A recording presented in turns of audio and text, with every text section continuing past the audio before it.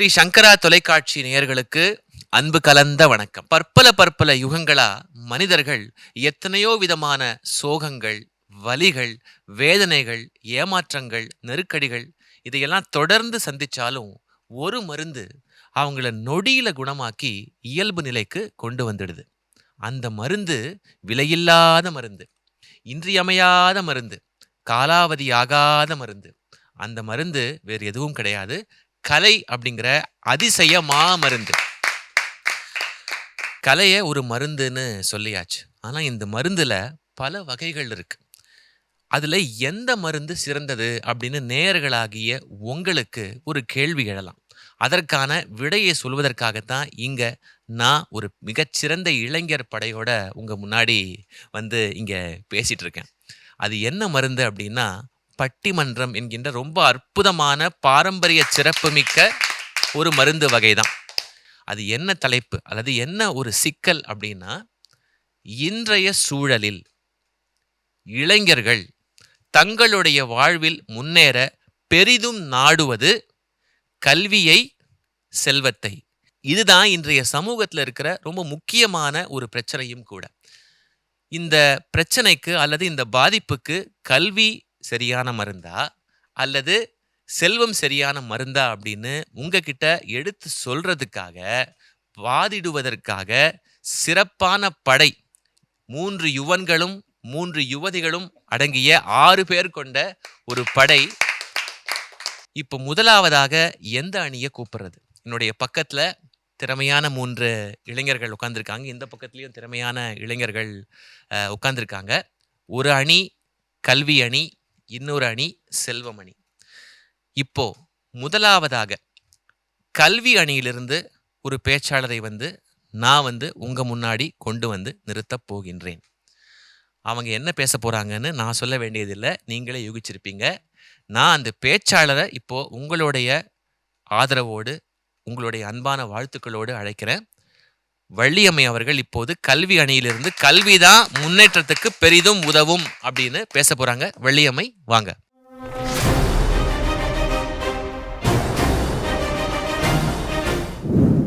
ஔவை மொழிகளாய், வள்ளுவன் நெறிகளாய், கம்பன் காவியமாய், கண்ணதாசன் வரிகளாய் வளர்ந்த தமிழை வணங்கி எண்ணணி எதிரணி பேச்சாளர்களுக்கும், எங்கள் சிறப்பு நடுவரான பாரதியின் மரபில் வந்திருக்கும் ஐயா அவர்களுக்கும், சங்கரா தொலைக்காட்சி நேயர்கள் அனைவருக்கும் வள்ளியம்மையின் அன்பான வணக்கங்கள். இன்னைக்கு தலைப்பு, இன்றைய நிலையில் வாழ்வில் முன்னேற இளைஞர்கள் பெரிதும் நாடுவது கல்வியவா செல்வத்தவா. ரொம்ப எளிதான தலைப்பு. நான் எப்படி பார்க்குறேன் அப்படின்னா, நடுவரே இன்னைக்கு தமிழ் பரீட்சை அவங்க மாற்றி கணக்குக்கு படிச்சுட்டு வந்துட்டாங்க. அப்படியா? ஆமாம். ஏமா அப்படி சொல்கிற? எனக்கு என்ன வருத்தம் அப்படின்னா, செல்வம் அப்படின்னு பேச வந்திருக்க 3 பேர் பாருங்க, அதில் 2 பேர் முனைவர் பட்டத்துக்கு படிச்சுக்கிட்டு இருக்காங்க. ஓஹோ, அப்படி வர நீ. சரி, அப்படி வரீங்க. எங்கள் அக்காவும் இப்போதான் அடுத்த டிகிரியும் படிச்சுட்டு இருக்காங்க. சரி, நீ படிச்சுக்கிட்டு இருக்க 3 பேரே செல்வம்னு பேச வந்திருக்காங்க. அவங்க என்ன சொல்றாங்க அப்படின்னா, நீங்க இங்க உட்காந்துருக்கணுமே, ஏன் நீங்க அங்க உட்காந்துருக்கீங்கன்னு நாகரிகமா கேட்குறாங்க. சரியா? சரி, இப்போ தலைப்புக்குள்ள போவோம். இன்னைக்கு சூழல்ல வாழ்க்கையில முன்னேற அப்படிங்கிறப்போ, முதல்ல முன்னேற்றம் அப்படின்னா என்ன அப்படின்னு ஐயா சொன்னாங்க. முன்னேற்றத்தை நான் 2 வகையாக பார்க்குறேன். ஒன்று நிலையான முன்னேற்றம், இன்னொன்று நிலையில்லாத முன்னேற்றம். நிலையான முன்னேற்றம் எப்போ வரும்? நிலையான முன்னேற்றம்ன்றது ஒரு ஃப்ளைட்டில் போகிற மாதிரி. நமக்கு என்ன இலக்கு அப்படின்னு முடிவு பண்ணிக்கிட்டு நம்ம டெஸ்டினேஷனில் ஏறிட்டோன்னா ஸ்ட்ரெயிட்டாக போய் உங்களோட கோலில் உங்களோட இலக்கை நீங்கள் எதா பார்க்குறீங்களோ அதை நீங்கள் சென்றடைவீங்க. நிலையில்லாத முன்னேற்றம் அப்படின்னா பேஸ்மெண்ட் வீக்கு, பில்டிங் ஸ்ட்ராங்கு அப்படிங்கிற மாதிரி தான். அப்படி தான் அவங்க 3 பேரும் பேச போகிறாங்க. ஓஹோ, அது கிட்டத்தட்ட ஒரு டவுன் பஸ்ஸில் போகிற மாதிரின்னு வச்சுக்கோங்களேன். அப்படி தான் கல்வியை பயன்படுத்தி வர முன்னேற்றம் நிலையான முன்னேற்றமாக இருக்கும். செல்வத்தை பயன்படுத்தி வர முன்னேற்றம் நிலையான முன்னேற்றமாக இருக்குமா அப்படிங்கிறது பெரிய கேள்விக்குறி தான். ஆனால் எப்படியும் பஸ்ஸும் போய் எந்த ஊருக்கு அங்கே இறக்கி விடுவான வழியில் நிறைய இடைச்சர்கள், பயணம் சுகமாக இருக்காதுன்னு சொல்கிறீங்க.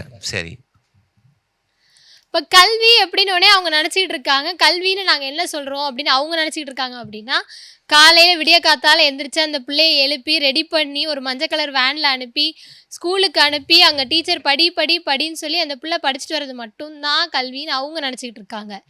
அது மட்டும் கல்வி இல்ல. ஒரு புத்தகத்துல அங்க இருக்கிற பாடத்தை கொடுத்திருக்க சிலபஸ்க்கு மட்டும் படிக்கிறது கல்வி இல்ல.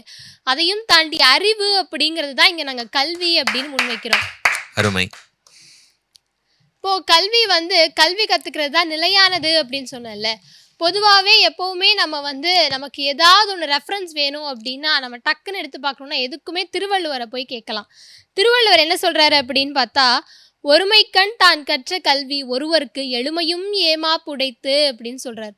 ஒரு வாட்டி உன்னுடைய ஒரு ஜென்மத்துல நீ கல்வி கத்துக்கிட்டா போதும், அது 7 ஜென்மத்துக்கும் திரும்ப திரும்ப உன் கூடவே வரும் அப்படின்னு சொல்றாங்க. நம்மகிட்ட செல்வம் இருந்தா கூட, காசு இருந்தா கூட நம்ம இன்னொருத்தருக்கு குடுப்போம். அது வரும், போகும். இன்னைக்கு ப்ராஃபிட் வரும், லாஸ் வரும் இருக்காது. ஆனா கல்விங்கிறது அப்படி இல்ல. இன்னொன்னு தெரியுமா? கல்வி குடுக்க குடுக்க வளரக்கூடிய தன்மை படைத்தது கல்வி மட்டும்தான். ஒரு சிறந்த எடுத்துக்காட்டா இதுக்கு இன்னொரு மேற்கோளா நான் அப்துல் கலாம் ஐயா அவர்கள் சொன்ன ஒன்னத்த சொல்லலாம் அப்படின்னு இருக்கேன். அப்துல் கலாம் ஐயா அவர்கள் நாட்டின் கடைக்கோடி மகன், இந்தியாவின் முதல் குடிமகன் ஆனா அப்படின்னு சொன்னா, அது டாக்டர் ஏபிஜே அப்துல் கலாம் அவர்களைத்தான் சேரும்.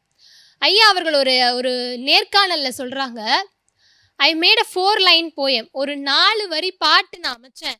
ஐ made a millions of children repeat it அப்படின்னு நான் பல கணக்கான ஸ்டூடெண்ட்ஸை நான் சொல்ல வச்சிருக்கேன்.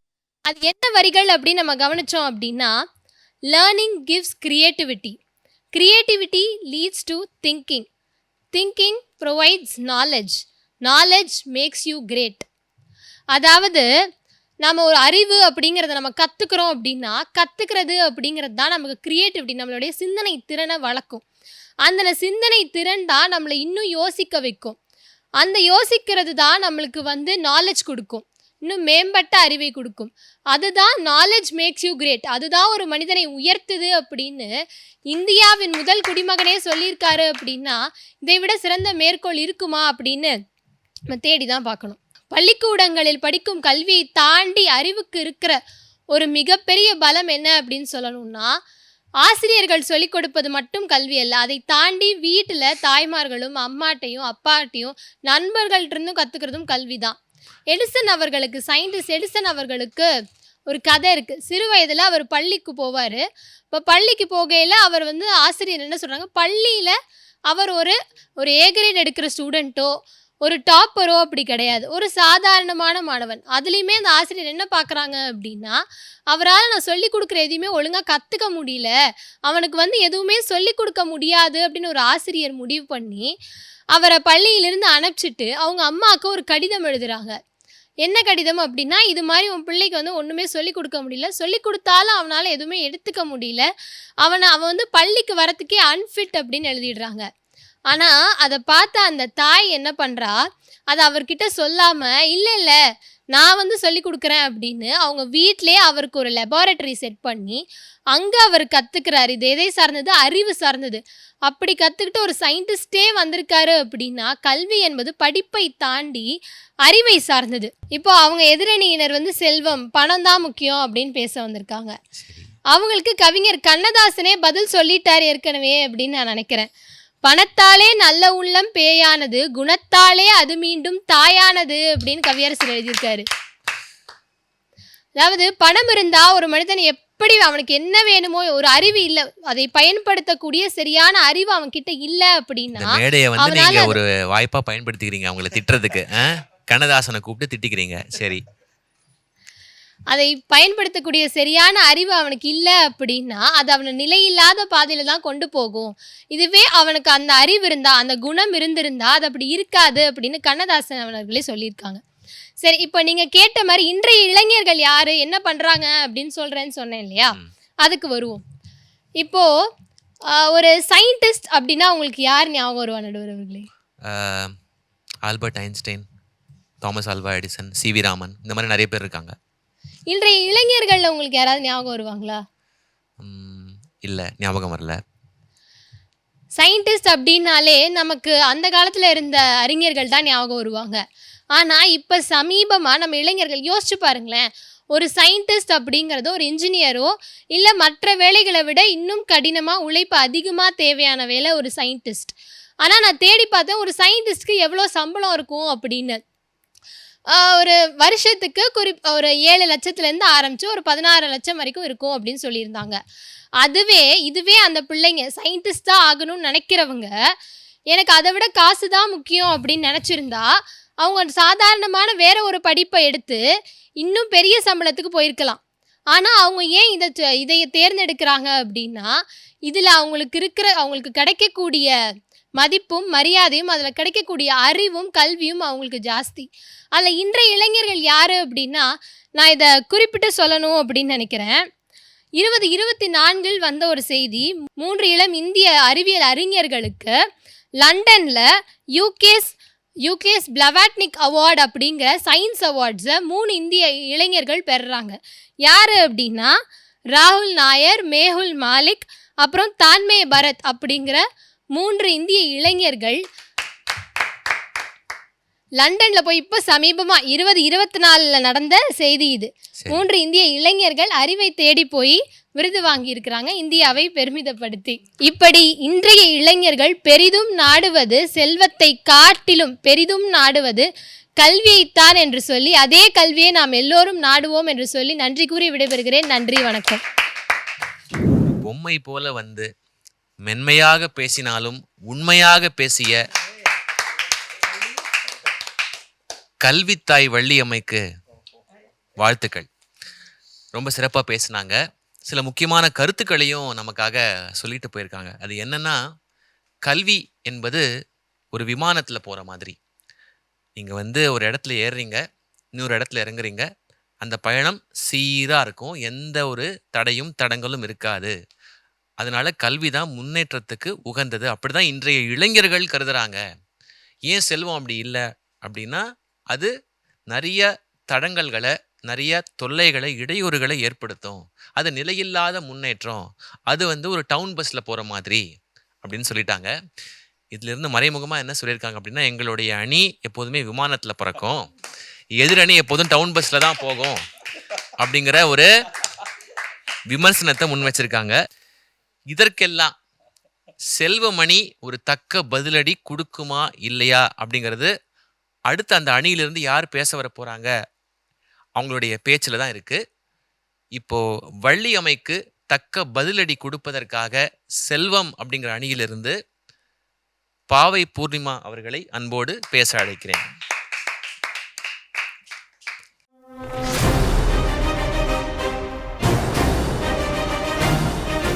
தாயே தமிழே வணக்கம். தாய் பிள்ளை உறவம்மா உனக்கும் எனக்கும்.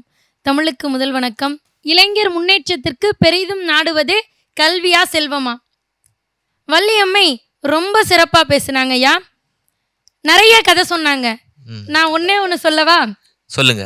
படிச்சா இப்படி கதை தான் சொல்ல முடியும், ஆனா பணக்காரனா இருந்தாதான் அந்த கதையவே உருவாக்க முடியும். சரி. எங்க அணியில முனைவர் பட்டம் வாங்கின 2 பேர் இருக்காங்க. சரி. முனைவர் ஹர்ஷிதா, முனைவர் பாலு ஆனந்த். இந்த பேரை மக்கள்கிட்ட போய் சொன்னோம்னா தெரியாது, ஆனா அம்பானின்னு ஒரு பேரை சொல்லி பாருங்க, அத்தனை பேருக்கும் தெரியும். அப்ப பெரிதும் தேவை கல்வியா செல்வமா அப்படின்னு நீங்களே முடிவு பண்ணிக்கோங்க. ஐயா, பணக்காரனா இருந்தா கம்பெனி வைக்க முடியும், படிச்சிருந்தா அந்த கம்பெனில வேலை தான் பார்க்க முடியும். எம்பிபிஎஸ் படிக்கணும்னு நாங்க படிச்சுட்டு நீங்க டாக்டரா வெளியே வந்தீங்கன்னா உங்களுக்கு மருத்துவமனை கட்டித்தரது கூட ஒரு பணக்காரன் தான் அப்படின்றத மறந்துடாதீங்க. இன்றைய இளைஞர்களுக்கு எதை சொன்னாலும் பூமர் அங்கிள்ன்றாங்க. டே படிடா பரமான்னு சொன்னா பூமர் அங்கிள்ன்றாங்க. இதுவே சொல்லி பாருங்க, மணி இஸ் ஆல்வேஸ் அல்டிமேட். சொல்லி பாருங்க எவ்வளவு கைத்தட்டல்கள் வரும் அப்படின்ட்டு.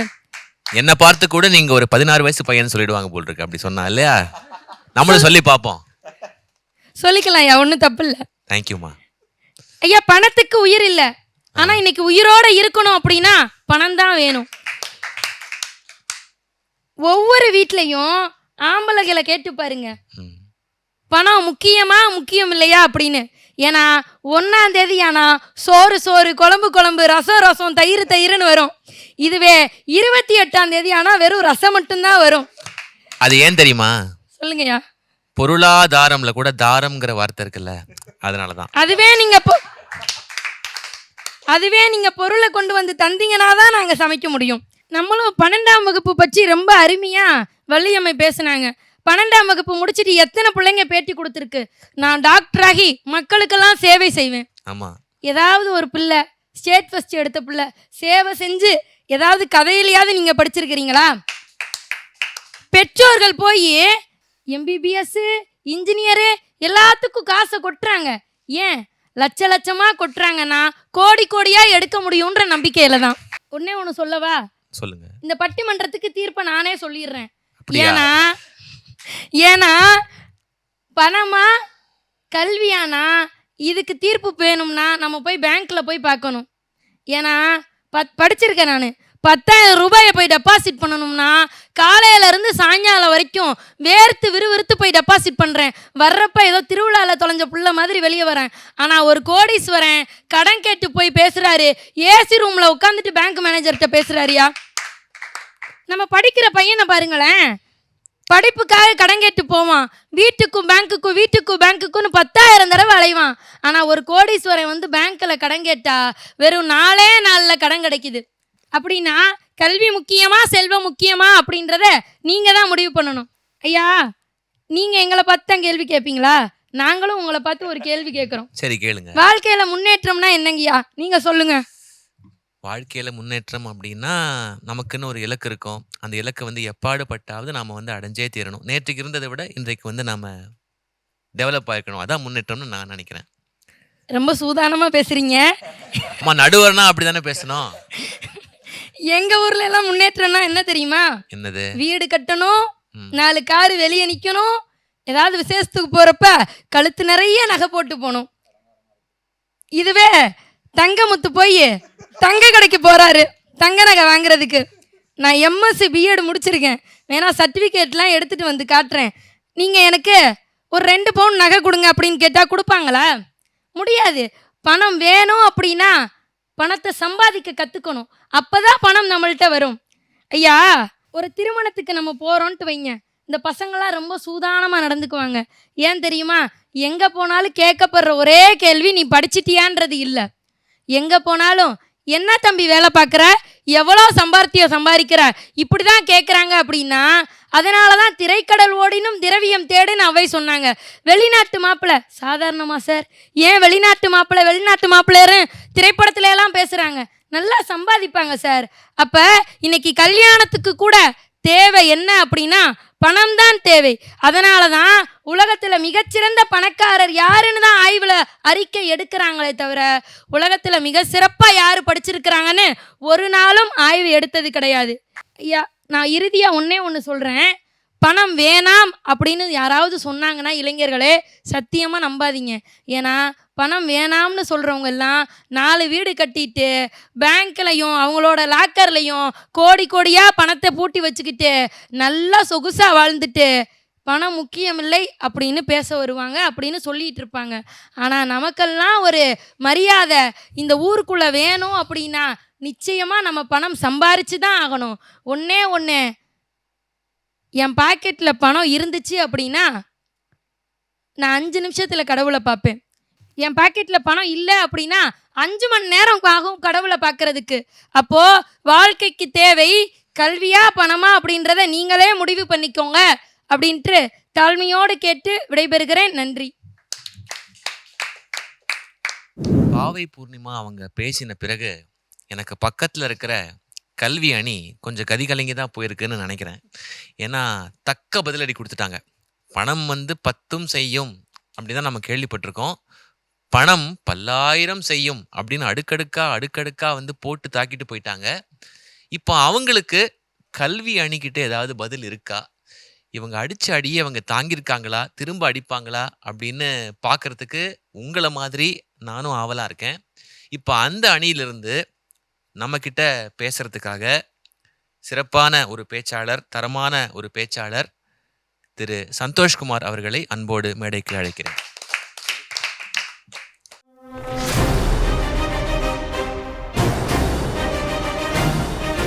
பொழுதுபோக்கிற்காக நிகழ்ச்சிகளை நடத்தி கொண்டிருக்கும் இன்றைய தொலைக்காட்சிகளுக்கு மத்தியிலே இந்த சமூகத்தின் பழுதை பார்ப்பதற்காக நிகழ்ச்சியை நடத்தி கொண்டிருக்கும் ஸ்ரீ சங்கரா தொலைக்காட்சிக்கும், இந்த நிகழ்ச்சியை கண்டு ரசித்துக் கொண்டிருக்கும் ஸ்ரீ சங்கரா தொலைக்காட்சி நேயர்களுக்கும், நடுவர் உள்ளிட்ட அவைக்கும் இந்த அடியனின் அன்பு வணக்கம். அனைவருக்கும் வணக்கம்.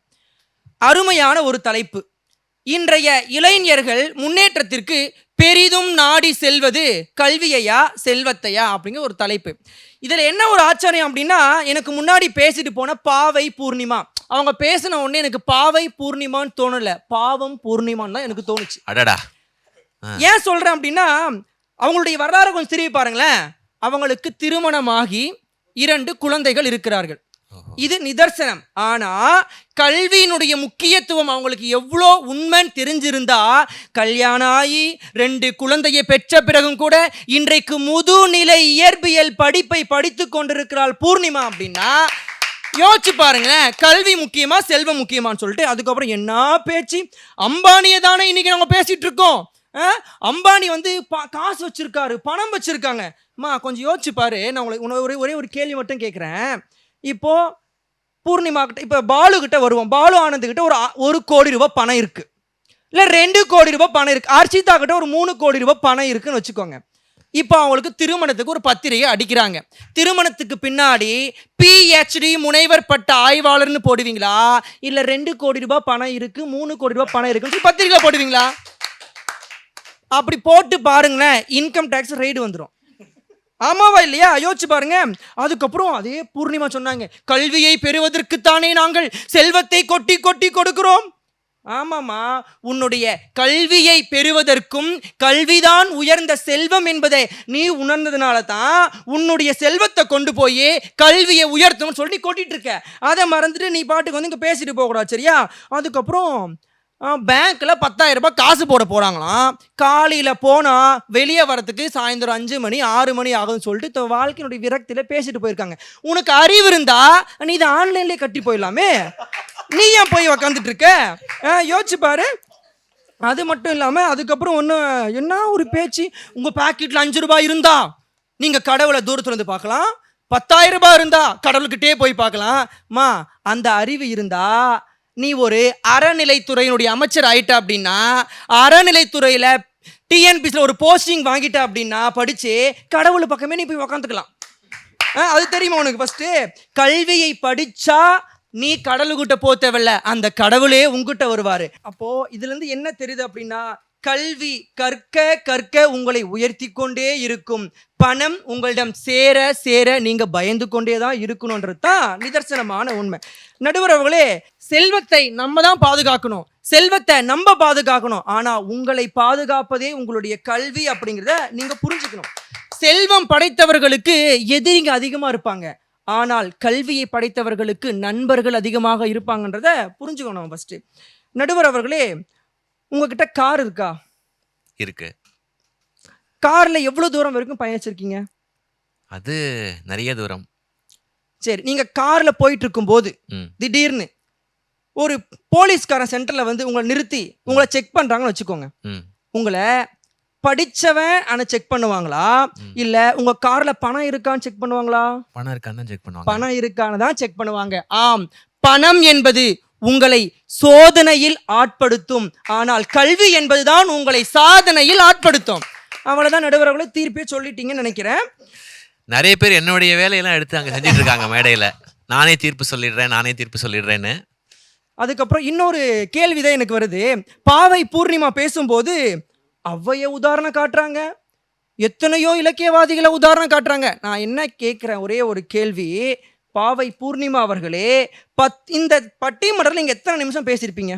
ஒரு 10 நிமிடம், ஒரு 12 நிமிடம். 10 நிமிடம் 12 நிமிடம் பேசுவதற்கே நீங்க அத்தனை குறிப்புகளை படிக்க வேண்டுமாக இருக்கிறது என்றால், அந்த இடத்திலே உங்களுக்கு பயன்படுவது செல்வமா கல்வியா என்ற ஒரு கேள்வியை உங்ககிட்ட திரும்பவும் எழுப்பணும்னு நினைக்கிறேன்.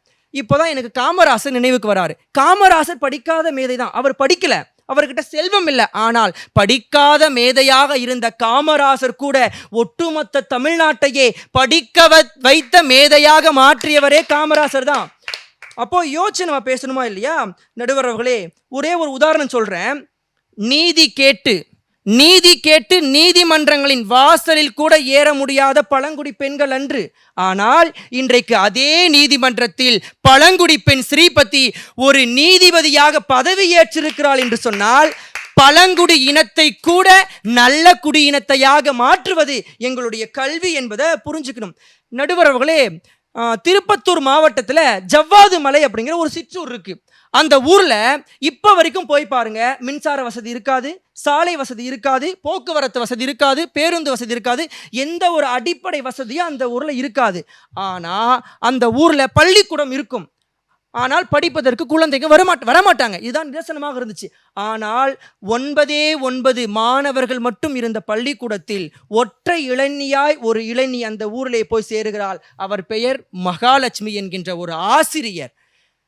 ஆடு கோழி இவற்றினுடைய நாற்றத்தை மட்டுமே நுகர்ந்து கொண்டிருந்த ஒட்டுமொத்த மலைவாழ் மக்களுக்கும் கல்வியினுடைய வாசத்தை கொண்டு போய் சேர்த்து இருக்கிறாளே மகாலட்சுமி என்கின்ற ஆசிரியர்.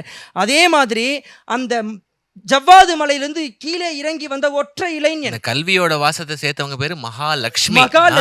சரி, ஓகே, சும்மா கேட்டேன்.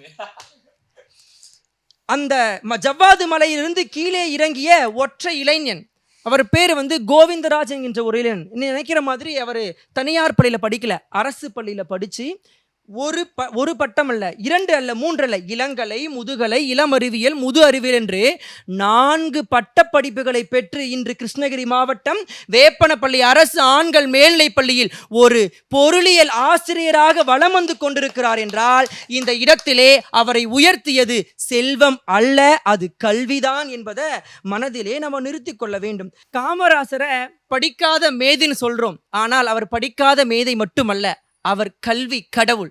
ஏன் தெரியுமா?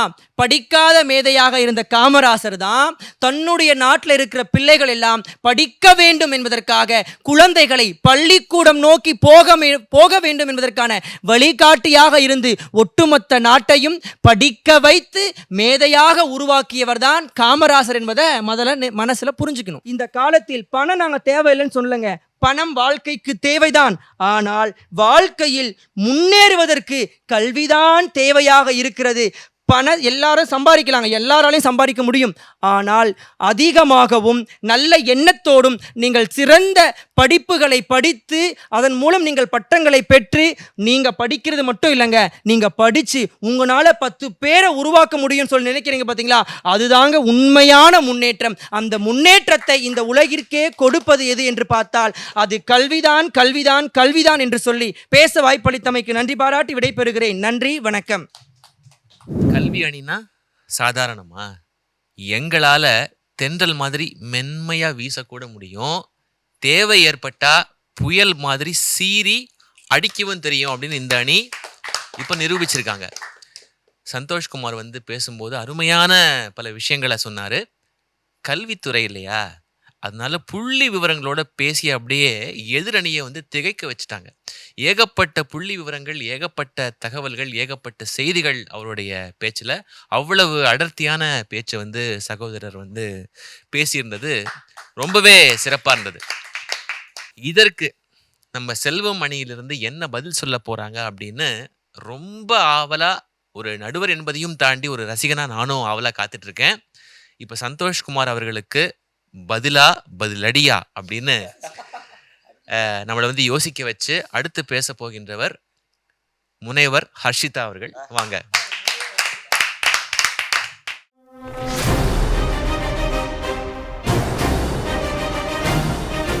வல்லுயிரும் பல உலகும் படைத்தலி துடைக்கினும் ஓர் எல்லையறு பரம்பொருள் முன் இருந்தபடி இருந்தது போல் கன்னடமும் கலிதெலுங்கும் கவின் மலையாளமும் துளுவும் உன் உதிரத்தே உதித்தெழுந்து ஒன்று பல ஆயிடினும் ஆரியம் போல் உலகவள களிந்தொழிந்து சிதையாவுன் சீரிழமை திறம்பியந்து செயல் மறந்து வாழ்த்துதுமே.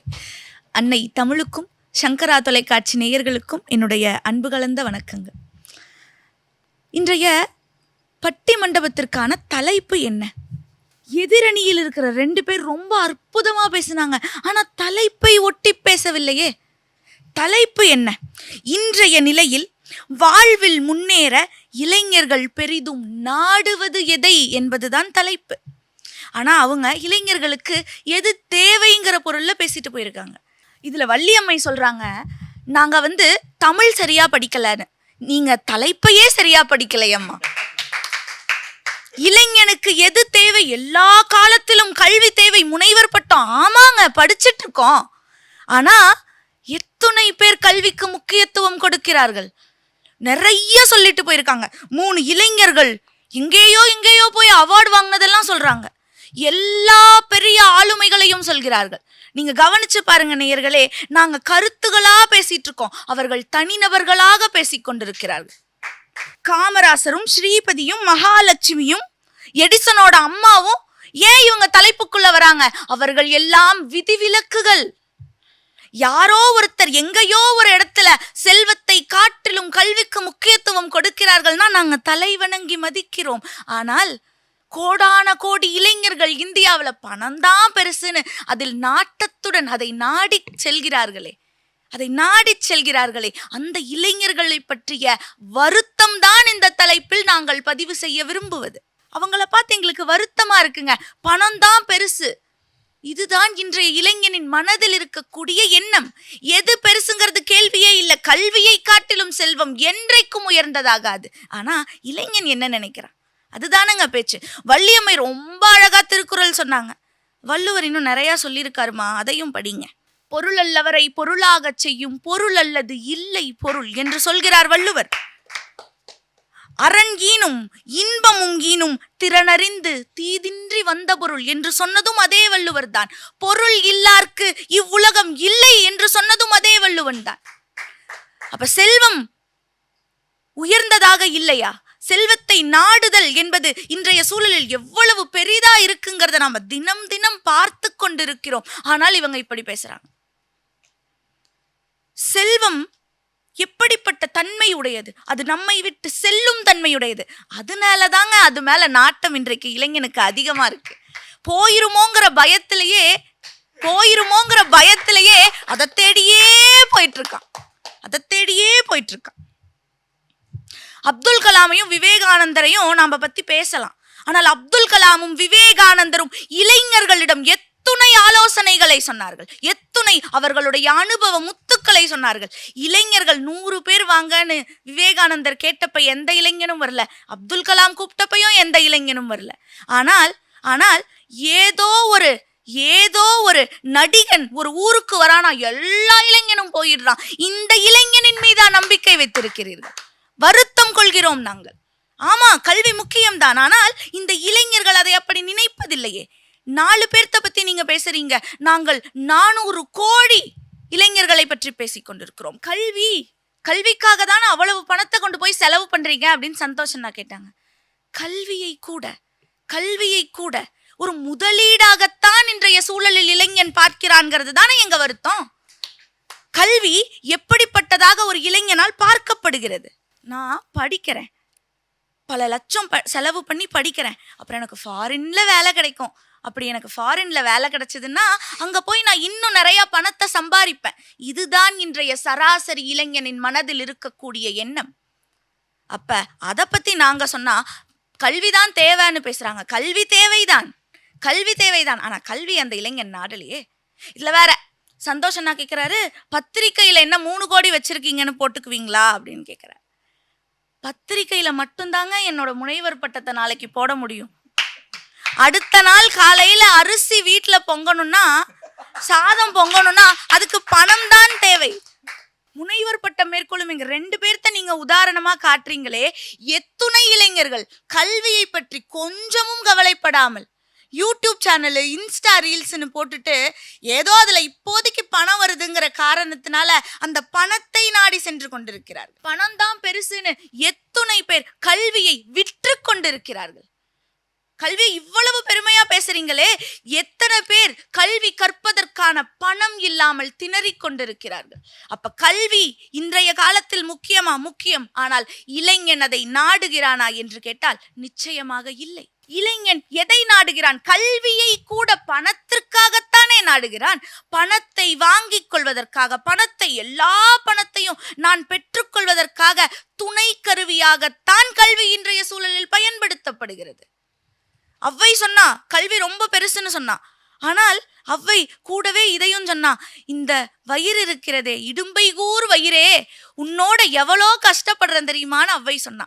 அப்ப செல்வம் என்பது எல்லா காலத்திலும் மனிதனுக்கு தேவையாக இருக்கிறது. ஆனால் அந்த தேவை அதற்கு ஒரு எல்லைக்கோடு இல்லாத காரணத்தினால் அது ஒரு பெரும் ஆசையாக, பேராசையாக மாறி நம்மையே தின்று விடுகிறது. ஆமாங்க, நாங்க செல்வத்திற்கு எதிரானவர்கள் தான், செல்வம் மட்டுமே வாழ்க்கை அல்ல என்று நினைப்பவர்கள் தான். ஆனால் இன்றைய சூழல் அப்படி இல்லை. இன்றைய சூழல் செல்வத்தை நாடி செல்பவனாகத்தான் ஒரு இளைஞனை உருவாக்குகிறது என்று கூறி வாய்ப்பளித்தமைக்கும் வாய்மொழி கேட்டமைக்கும் நன்றி பாராட்டி விடைபெறுகிறேன். நன்றி, வணக்கம். முனைவர் ஹர்ஷிதா அப்படின்னே உங்களை நான் வந்து அழைக்கலாம் நினைக்கிறேன். இன்றைக்கு நீங்கள் முனைபவராக இருக்கலாம், ஆனால் உங்களுடைய முயற்சியினால் நிச்சயம் நீங்கள் ஒரு நாள் முனைவர் பட்டம் பெறுவீர்கள் அப்படின்னு நான் வந்து மனசார நம்புகிறேன். நீங்கள் இந்த அணியில் இருக்கீங்க, அந்த அணியில் இருக்கீங்க என்பதை தாண்டி உழைப்புக்கு நிச்சயமாக யாராக இருந்தாலும் பலன் கிடைத்தே தீரும். ரொம்ப அற்புதமாக இருந்தது ஹர்ஷிதா அவர்களுடைய பேச்சு. நாங்கள் பதில் மட்டும் சொல்ல மாட்டோம், பதிலடியும் கொடுப்போம் அப்படின்னு இப்போ செல்வமணி திரும்ப இப்போ கல்வி அணியை கொஞ்சம் சிந்திக்க வச்சிருக்காங்க. எப்படி நாம் இதற்கு வந்து பதில் சொல்றது, எதிர்வினை ஆற்றுவது அப்படின்னு. முதல்ல ஒரு விஷயம் பண்ணாங்க. முனைவர் இல்லையா, எல்லாவற்றையும் நுட்பமாக ஆராய்ஞ்சு தான் ஒரு விஷயத்தையே பேசுவாங்க, ஒரு கருத்தையே முன்வைப்பாங்க. தலைப்பையே சரியா புரிஞ்சுக்கலையே நீங்க, என்ன நீங்க கல்வி அணி அப்படின்னு கேட்டாங்க இல்லையா. இன்றைய இளைஞர்கள் முன்னேற்றத்துக்காக பெரிதும் நாடுவது கல்வியையா செல்வத்தையா? அதானப்பா தலைப்பு. கல்விதான் முக்கியம் நீங்க பேசுறீங்களே, இது எப்படி சரியாகும்? கல்வின்னு எப்படி சொல்லிக்கிறீங்க? அறிவுல தெளிவு வேண்டாமா? இந்த மாதிரிலாம் வந்து கேட்டுட்டாங்க. நியாயமான கேள்வி, நேரடியா கேட்டுட்டாங்க, துணிச்சலா கேட்டுட்டாங்க. இதற்கு கல்வி அணியினுடைய திரு தங்கமுத்து என்ன பதில் சொல்ல போகிறார் அப்படிங்கிறத நாம பார்க்கலாம். இப்போ அருமை சகோதரர் திரு தங்கமுத்து அவர்களை தன்னுடைய கருத்துக்களை வந்து முன்வைக்குமாறு தாழ்மையோடு கேட்டுக்கிறேன். வாங்க.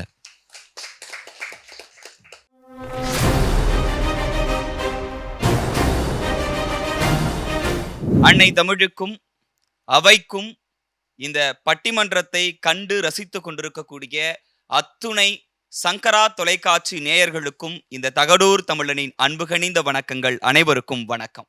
இவ்வளவு நேரம் பேசினிய ஹர்ஷிதா தங்கை மண்டை மேல இருக்கிற கொண்டைய மறந்துட்ட மாதிரி, இன்றைய நிலையில் வாழ்வில் முன்னேற இளைஞர்கள் பெரிதும் நாடுவது, முன்னேறக்கூடிய இளைஞர்கள் எதை நாடி போறாங்க அப்படிங்கிறது தாங்க தலைப்பு.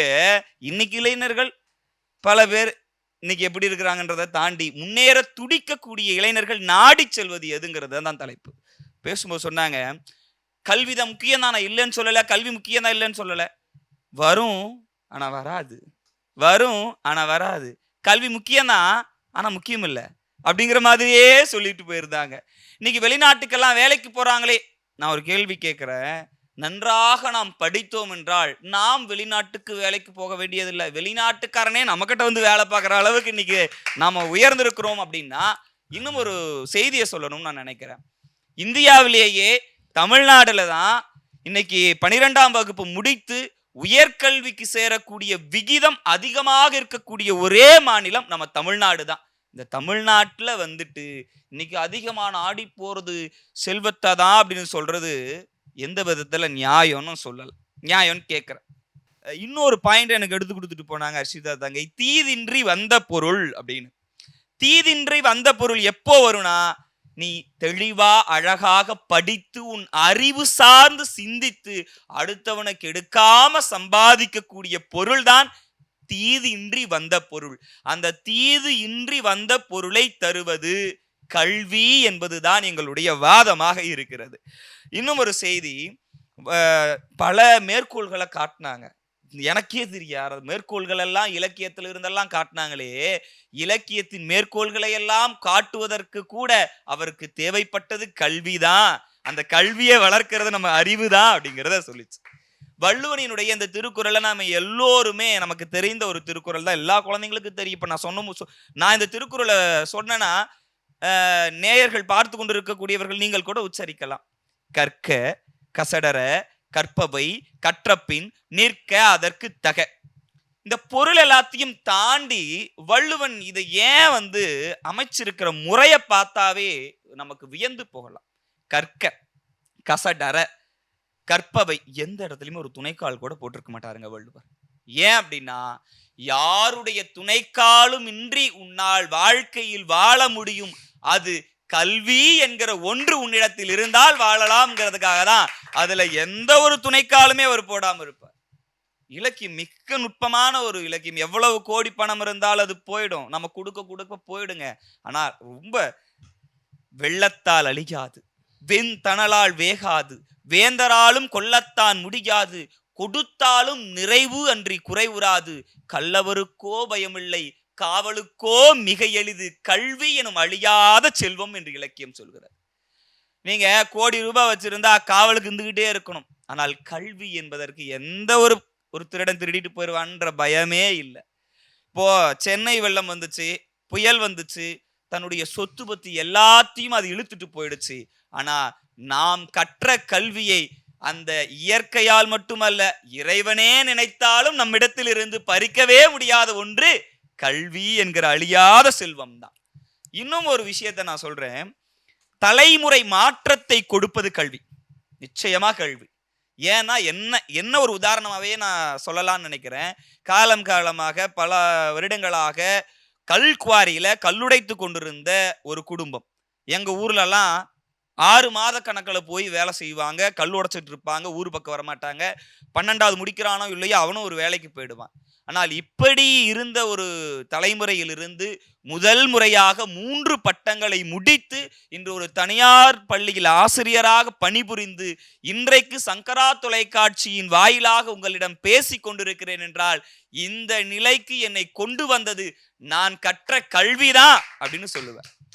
பாரதிதாசன் சொல்வார், கல்வியற்ற பெண்கள் கலர் நிலம், அதிலே புல் விளைந்திடலாம், நல்ல புதல்வர்கள் விளைந்திட மாட்டார்கள் என்று சொல்லுவார்.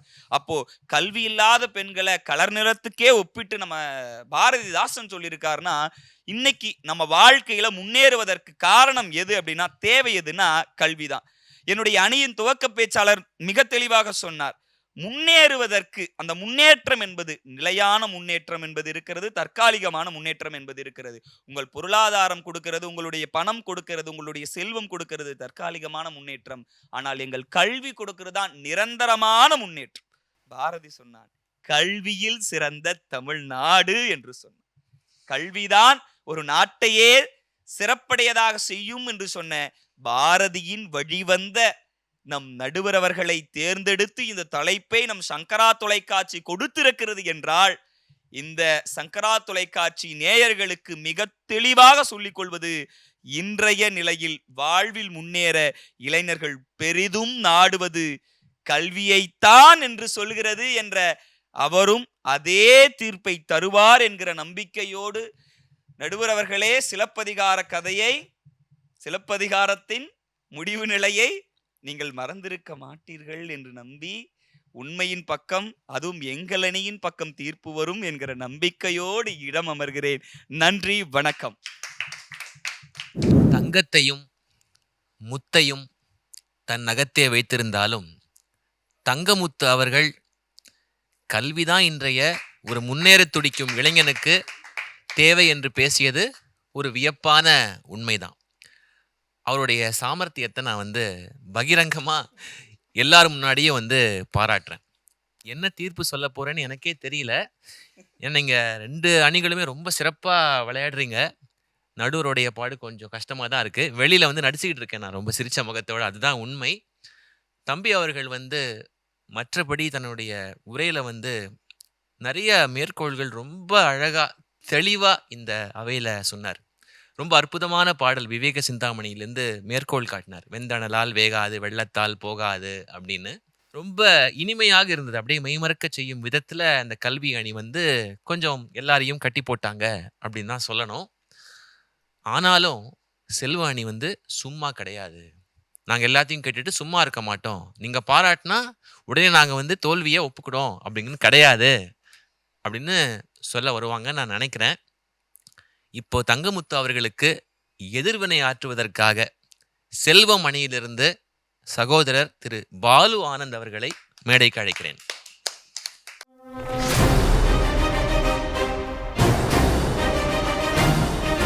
உலகெங்கும் இருக்கக்கூடிய சங்கரா தொலைக்காட்சி நேயர்கள் அனைவருக்கும் வணக்கம். அவைக்கு என்னுடைய வணக்கம்.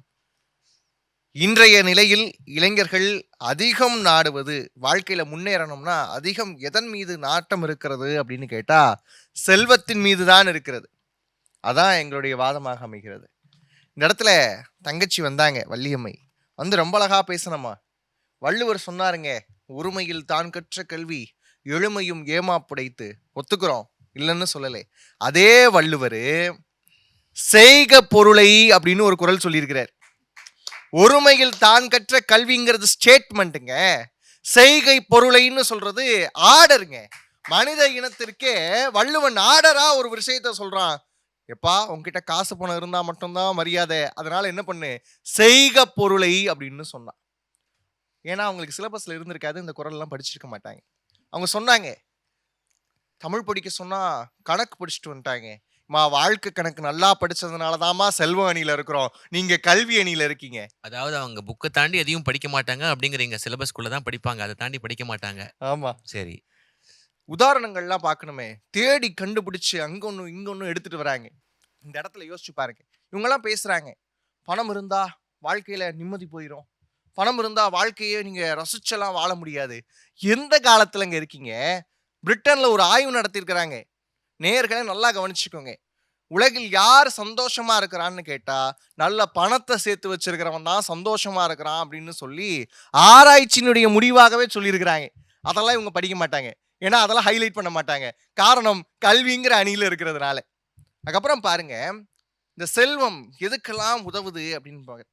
இளைஞர்கள் ஏன் அந்த செல்வத்தை நாடுறாங்க தெரியுமா? அந்த நாட்டம்ங்கிற சொல்லுக்கு விருப்பம்னு ஒரு பொருள் இருக்குங்க. ஏன் விரும்புறாங்க தெரியுமா? தனக்கான அங்கீகாரத்தை இந்த சமுதாயத்தில் வாங்கி கொடுப்பது செல்வமாக இருக்குன்னு நினைக்கிறாங்க. இங்க படிப்பு எது வரைக்கும் தெரியுமா? ஒரு பையன்கிட்ட போய், சின்ன பையன்கிட்ட போய் நீ என்ன ஆகணும் அப்படின்னு கேளுங்க, நல்லா படிச்சு டாக்டர் ஆகணும் அப்படின்னு சொல்றதோட நிப்பாட்ட மாட்டான். நல்லா படிச்சு டாக்டர் ஆகி நல்லா சம்பாரிச்சு வீடு கட்டணும், நிலம் வாங்கணும், கார் வாங்கணும். இந்த இடத்துல படிப்புங்கிறது முதல் புள்ளியாக மட்டும்தான் இருக்கு. அதுக்கப்புறம் வரக்கூடிய தொடக்க புள்ளிகள் எல்லாம் செல்வத்தை சார்ந்துதான் இருக்கும். அந்த இடத்துல யோசிங்க, திரு என்றால் செல்வம் இல்லையா? இன்னைக்கு திரு என்ற மேன்மை கொடுக்கிறது செல்வம். இன்னைக்கு திருன்ற வார்த்தை அந்த மேன்மையை கொடுக்குது இல்லையா? அந்த திருங்கிற மேன்மையை பெற்று தருவது செல்வமாகத்தான் இருக்க முடிகிறது. அவர் சொன்னார், பாரதி பத்தி பேசினார். பாரதி அவருடைய அந்த நதியினுடைய ஈரம் அப்படிலாம் கூட பேசினார்ல. யோசிச்சு பாருங்க, அச்சமில்லை அச்சமில்லைன்னு பாடின பாரதிய சீட்டுக்கவி எழுத வச்சது எது? வறுமை. அந்த இடத்துல செல்வம் இருந்திருந்தா பாரதி சீட்டுக்கவி எழுதியிருப்பானா? யோசிச்சு பாருங்க. அதே மாதிரி மணக்குளம் விநாயகர் கிட்ட பாரதி கேட்கிறாங்க, கணக்கும் செல்வம் 100 வயது கணக்கும் செல்வம் கேட்டான் பாரதி. அடுத்த ஒரு இடம், வல்லமை தாராயோ, சிவசக்தி கிட்ட கேட்கலையா? அந்த வல்லமை என்னன்னு நினைக்கிறீங்க?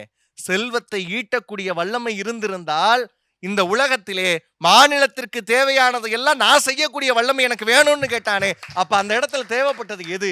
வல்லமை என்பது செல்வத்தை ஈட்டக்கூடிய திறன். அதைத்தானே இன்னைக்கு இளைஞர்கள் அதிகமா விரும்புறாங்க. யோசிச்சு பாருங்க, முன்ன மாதிரிலாம் கிடையாது. 8 மணி நேரம் ஒர்க் பண்ணணும்லாம் அவசியம் கிடையாது. நான் ஃப்ரீலான்சரா இருந்தா போதும், நல்லா சம்பாதிக்கலாம். இந்த டைம் டவுனுக்குலாம் நான் சிக்கணும்னு அவசியம் இல்லை. இவங்க கல்வி என்பது வேலை வாய்ப்பு இதெல்லாம் பொறுத்துறாங்கல்ல.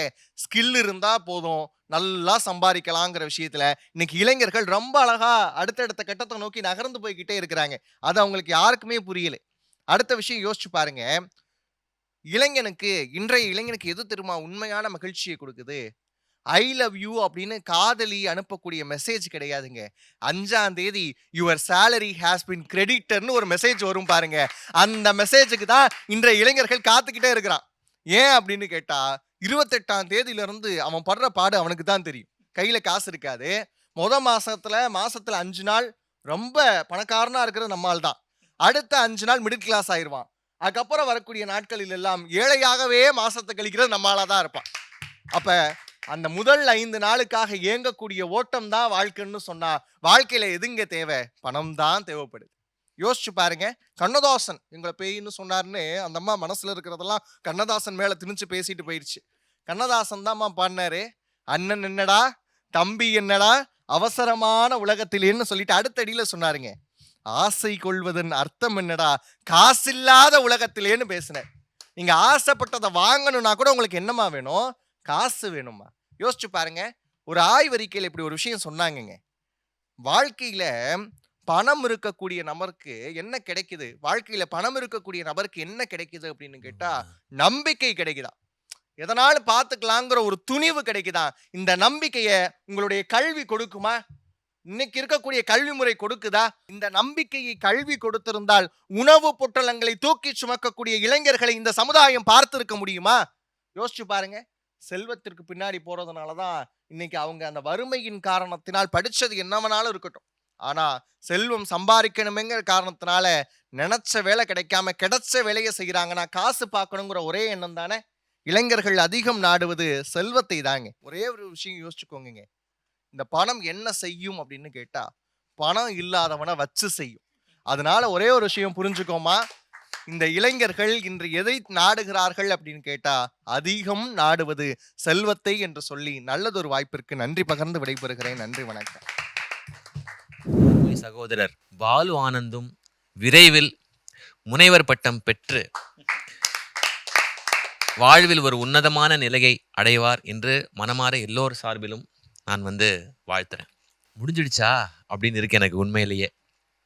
ஏன்னா எனக்கு சாதகமான அணி அல்லது சாதகமில்லாத அணி, பிடிச்ச அணி, பிடிக்காத அணி, இதெல்லாம் ரெண்டாம் பட்சம். ஏற்புடைய கருத்து, ஏற்பில்லாத கருத்து, இதெல்லாம் முக்கியம் இல்லை. ஆனா இந்த 6 இளைஞர்களுமே பாராட்டுக்குரியவர்கள். ஏன் அப்படின்னா உங்களுக்காக நான் தொடக்கத்திலேயே சொன்னேன், இது உங்களை மகிழ்விக்கவும் செய்யும் பட்டிமன்றம், மதியூட்டக்கூடிய பட்டிமன்றமும் கூட அப்படின்னு. இந்த 6 இளைஞர்களுமே இம்மி அளவு கூட அதுல பிசகில்லாமல், ஒரு தொய்வில்லாமல் நேயர்களாகிய உங்களை மகிழ்விக்கவும் செஞ்சாங்க. அதே சமயத்துல உங்களுக்கு நிறைய அறிவுறுத்தல்களையும் நிறைய தகவல்களையும் வாரி வாரி தந்தாங்க.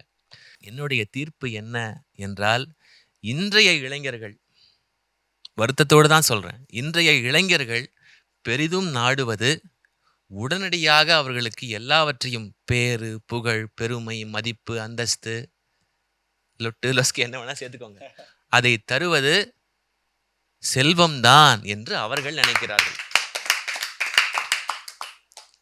இது தீர்ப்பு. இப்போ என்னுடைய தீர்வு. இப்போ என்ன எனக்கு மகிழ்ச்சியாக இருந்தது அப்படின்னா, 2025ஆம் ஆண்டுல நடத்தப்படுகின்ற ஒரு பட்டிமன்றத்துக்கு கூட 2000 ஆண்டுகளுக்கு முன்பு எழுதப்பட்ட திருக்குறள் ஒரு முக்கியமான கருவியா நமக்கு பயன்படுது. அந்த திருக்குறளை வைத்து நம்மால வாதிட முடிகிறது என்றால், அந்த மாமனிதர், அந்த அந்த பேராளுமையின் தாள்களை தொட்டு நான் வணங்குறேன். இப்ப தீர்வு என்ன? பொருள் முக்கியம்தான். ஆனா பொருள் தான் எல்லாமேவா? பொருளுள்ள வாழ்க்கை வாழ வேண்டும் என்பது முக்கியம் இல்லையா? அப்ப கல்விக்கு முக்கியத்துவமே கிடையாதா? கல்வினா சும்மாவா?